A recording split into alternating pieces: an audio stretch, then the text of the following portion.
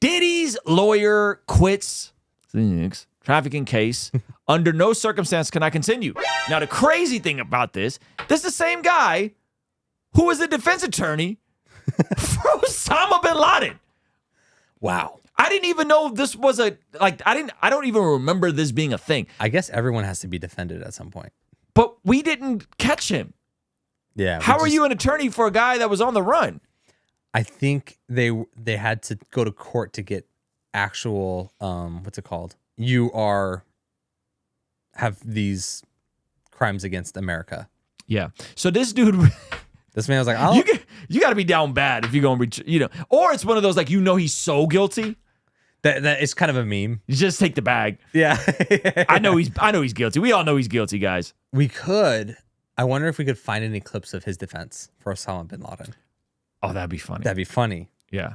So we'll come back to that. Anthony El Rico, and he filed a motion on Thursday to withdraw as one of the Bad Boy Records' 6 defense attorney without explanation. Rico's bid to step down won't be official until a judge signs off on it. A judge must find sufficient reason to approve such request. So he has 6 different attorneys. Yeah. And this is one of them that decided to step down. Now, maybe this is just a coincidence, but he did put out a statement. I think this is an official statement. He says, under no circumstances can I continue to effectively serve as counsel for Sean Combs. It is respectfully but regrettably requested that the court grant the relief requested.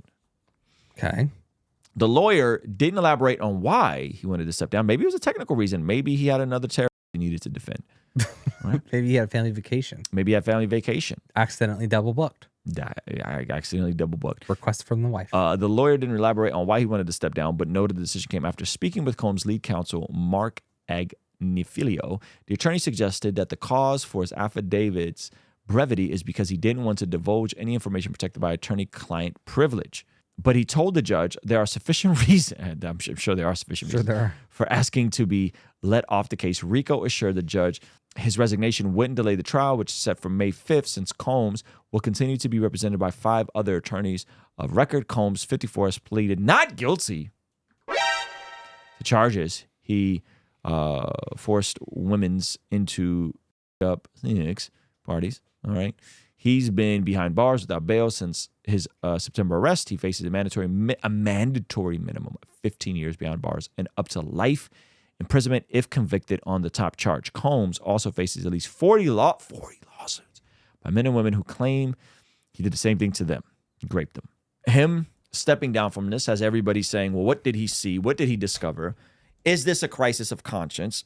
Is he finally at a spot where he goes, this dude is so guilty that I can't represent him anymore, right? I can't represent him anymore. Now, not all 40 people that are coming with the lawsuit are are celebrities.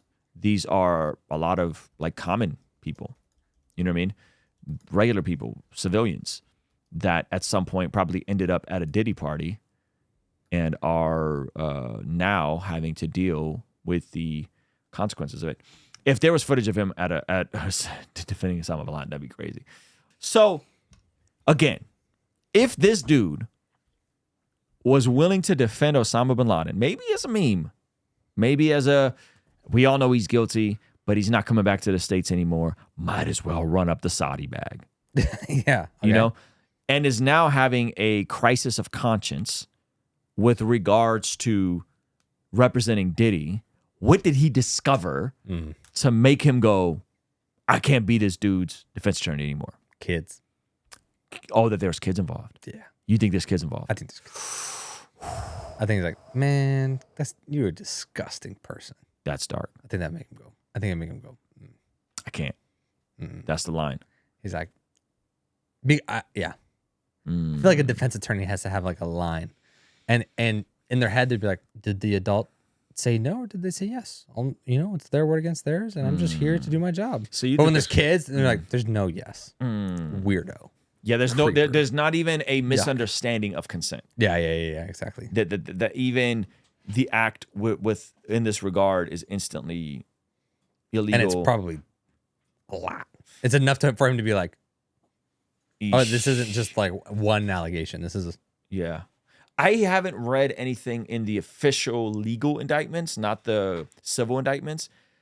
but in the criminal indictments, I haven't read anything about kids being involved in that unless there's more stuff Justin coming Bieber. down and there's a case being made. Yeah, the Justin Bieber thing is pretty dark, but Yeah, I don't think what's that's official Usher? criminal stuff unless That's that's now being worked into this. But this seems like very specific But stuff what I'm around saying is Cassie. I'm saying if he was doing crazy stuff, Look up what Diddy is officially being charged with. Because I think what Diddy is being charged with in this case, specifically in New York, is around the Cassie situation.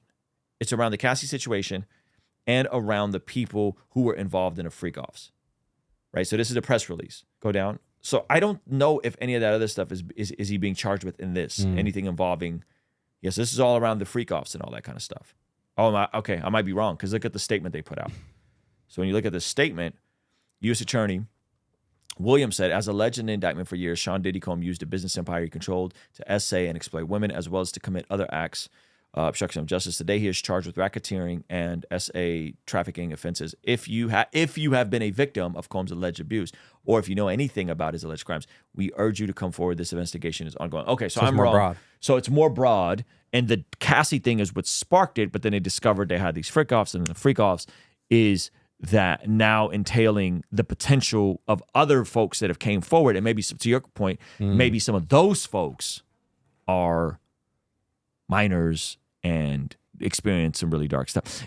You know, this is the thing. I was listening to C.S. Lewis's book about called Mere Christianity, and in it he was talking about how seldom do people do bad for the sake of doing bad. Okay. People do good for the sake of doing good because there's virtue, but seldom do people do bad for the sake of doing bad unless they're like psychopathic or completely out of their mind. Yes. Usually it's a sense of perversion. Right? It's a sense of it's perverting something. But he made this interesting point. He says, if the actual Satanist or hedonist or whatever, if we could acknowledge that there's a perversion that happens, then we also have to equally acknowledge that there is a standard and a good way to experience said pleasure. Hello. And so what we're seeing is there's clearly a perversion that Diddy has had with, right, in more ways than one. But even the idea that we can say that there's a perversion that happens means that there's a standard and a way to do it and experience it in its proper context. Yep.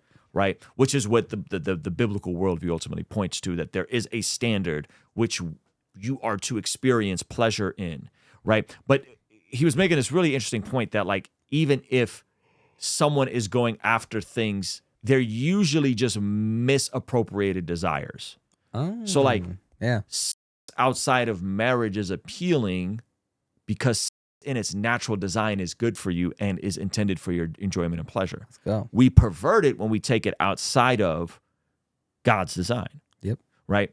And so I think in that there's a lot of lessons to learn in terms of, like, sin isn't just doing something evil for evil's sake. Yeah. Sin is doing something oftentimes good and designed for your enjoyment outside of the confines of how God designed for it to function. Hello. And then that just gets more exasperated the more access you have. Yep. Right? And so for the person without much access, that might look like consuming pornography or sleeping around or committing fornication. Yeah. Right? But for the person with immense access, that could look like a crazy situation like Diddy, you know? And that perversion just compounds and gets bigger and bigger. That's crazy. The Occupy Till I Come 60-day devotional is back in stock. This is taking you through the entire narrative of the scriptures in 60 days with custom daily devotional prompts. So what you're doing is you're spending 35 days in the Old Testament, 25 days in the New Testament, going over all the major stories. There's additional reading for you to go deeper if you want to go deeper on the stories. And you can get them right now bundled up with a virtual ticket to our Bless God Summit. Bless God Summit is coming up March 27th, 28th, 29th in beautiful Southern California. My favorite podcasters, apologists, pastors, preachers, entrepreneurs, all in the same room. Day 1, we're talking about apologetics. Day 2, we're talking about virtue. Day 3, we're going out into the marketplace and being the hands and feet of Jesus. This is going to be a wonderful event. And what you could do is you could actually get the devotional bundled with the virtual ticket for only $65. So go to blessgodshop.com, get yourself a 60-day devotional. I promise you the feedback on these has been crazy. You will love it. Designed by my guy, Josh Nadeau from Sword and Pencil. The beautiful artwork, okay? So go to blessgod.shop. Get yours now, okay? Mean the world to me.